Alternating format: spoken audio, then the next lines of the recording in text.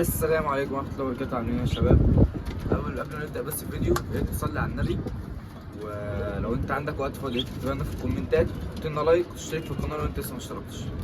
عندنا اخبار كتير النهارده، عند الحمام وعند العصافير، فيا ريت تحط لايك للفيديو ويلا بينا نبدأ. طبعا سمينا دقوشة أول حاجة، فادي البنيتي ده اللي احنا هنقفل له أي حاجة. سامع ازاي؟ ده العسلية مربيه على ايه من صغره، اكل يدوي. امه وابوه ماتوا مفضلش الا هو، كلته يدوي وكبر معاه.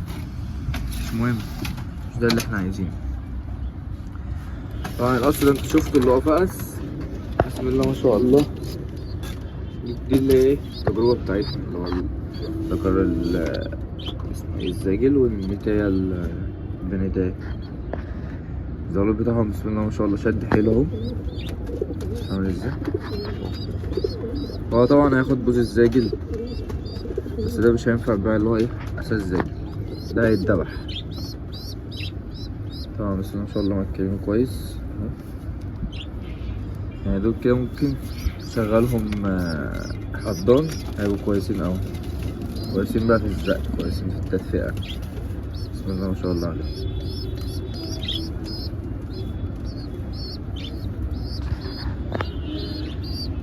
تخلي الزغلول كده، كنت انا امبارح حاطط لهم ميه خلصت اهي، بيكنج باودر في الميه، وهنا هكذا اي قص عنده زغاليل حط له بيكنج باودر، واهتم بالاكل. ولو الحمام عندك بياكل خضروات، معود على الخضروات، هتحط له خضروات بس مش كتير في الشتاء عشان ما تعملهمش اسهالات. وهتهتم بقى بالكلفه، لو الزغلول سنه صغير، لو الزغلول السن ده خليها خشنه على قد ما تقدر بقى، فول بزله اسمه ايه قرطم لوبيا سودا، اي حاجه تخشنه، خشن للكلفه. وعندنا تجوز الغزاره، الذكر الغتت بتاعنا اللي كل شويه عورنا ده، والله بيعور، عضته بتعور. بص عشان نعرف نصوره هنجيبه هنا، لوحده عشان نعرف ايه. تعالى بسم الله. بنتي قلبت لي يا بنت الكلب، قلبت الزغلول. بسم الله ما شاء الله. طبعا السن ده بقى تخلي الكلفه ناعمه، حاول تخلي لهم ايه كلفتهم ناعمه عشان يعرفوا يلبنوا الزغلول.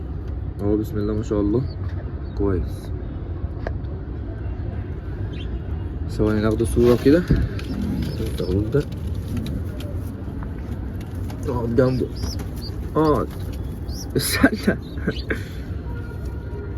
بس اقعد جنبه متأذوش بس.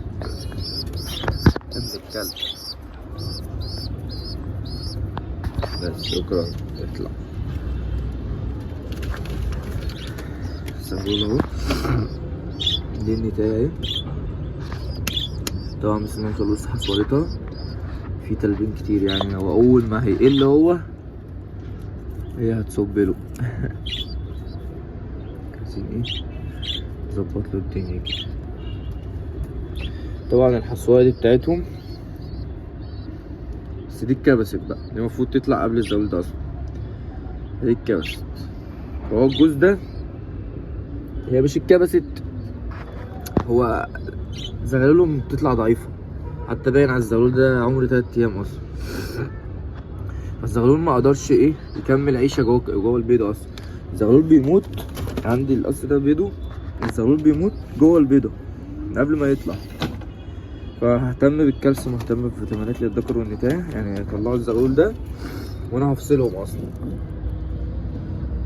هفصلهم واهتم معاهم بالفيتامينات والاكل لحد ايه ما يتظبطوا شويه.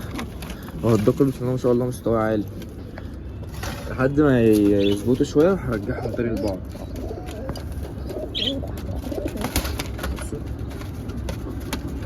بيناكف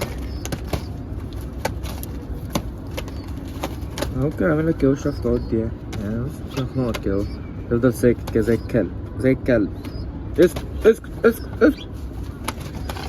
دي اخبار الحمام. العصافير بقى، العصافير ده لهم صوصة ريشة. حد فاهم في العصافير؟ صوصة الريشة دي طبعا لسه جايبهم زي ما انتوا عارفين. صوصة الريشة دي بتيجي من قلة الأكل أو قلة التغذية، ما بتنوعش الأكل ليهم أو ما بتهتمش بالفيتامينات والأكل الكويس ليهم. فهي جات لهم وأنا بدأت أعالجهم من يومين يعني، وهم دلوقتي بدأوا يتحسنوا شوية.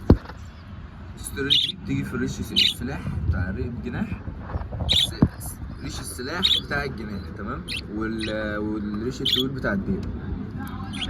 تبدأ انت بقى تحط لهم قطرة كده. ان شاء الله هعمل لكم فيديو مفصل وهتعالجهم بأمر الله في 4 ايام، يعني هم كده يومين بس لهم يومين تانيين.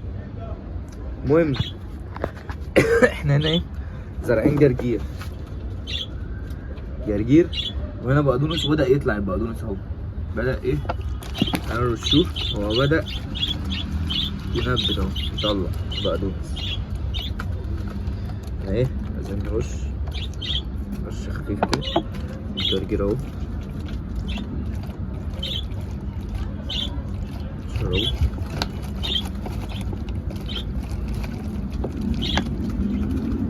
طبعا دي مش تربة، دي اصلا بتربي فيها ديدان ريد ويجلر وتايجر وورد، ديدان تحت وعادي بتتزرع فيها عادي، بتبقى احسن من التربة العادية. كده احنا شربناهم هنسيبهم. تعالوا بقى ايه اوريكم الجزء اللي كان هنا دخلته جوه انا في التفه شويه. تعالوا اوريهولكوا ويبقى كده ايه ننهي الفيديو هنا. يلا خليكم معانا.